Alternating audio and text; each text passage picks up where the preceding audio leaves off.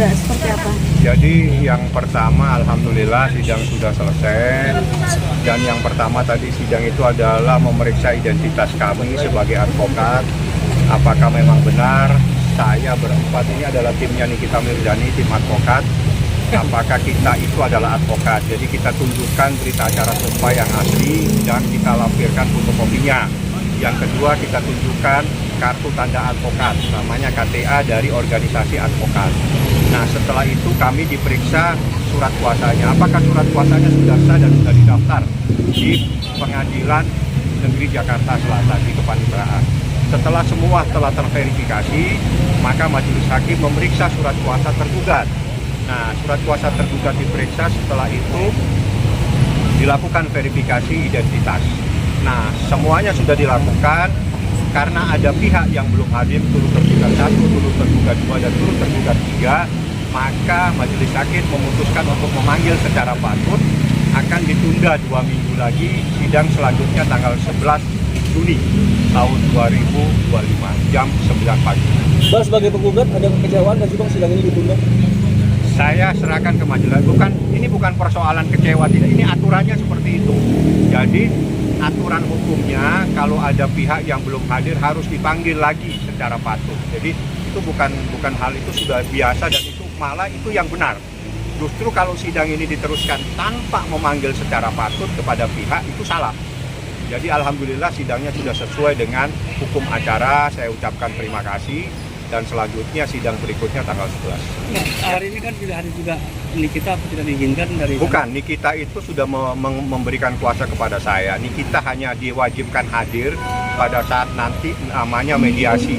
Dan itu pun sesuai dengan peraturan Mahkamah Agung adalah para pihak. Jadi termasuk tergugat prinsipal dan Nikita Mirzani, Ismail, nanti diwajibkan untuk hadir. Tapi karena Nikita saat ini ada persoalan hukum, maka sepenuhnya nanti menjadi kebijakan daripada pihak kepolisian apakah mengizinkan atau tidak. Tapi kalau peraturannya diwajibkan hadir untuk sidang mediasi. Kalau sekarang masih verifikasi administrasi kuasa, verifikasi administrasi kartu tanda advokat dan berita acara sumpah.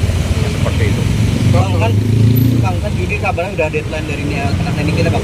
Ada pihak sebelumnya bilang akan ada penambahan hukum dari Nikita. Gimana tuh? Saya tidak tahu.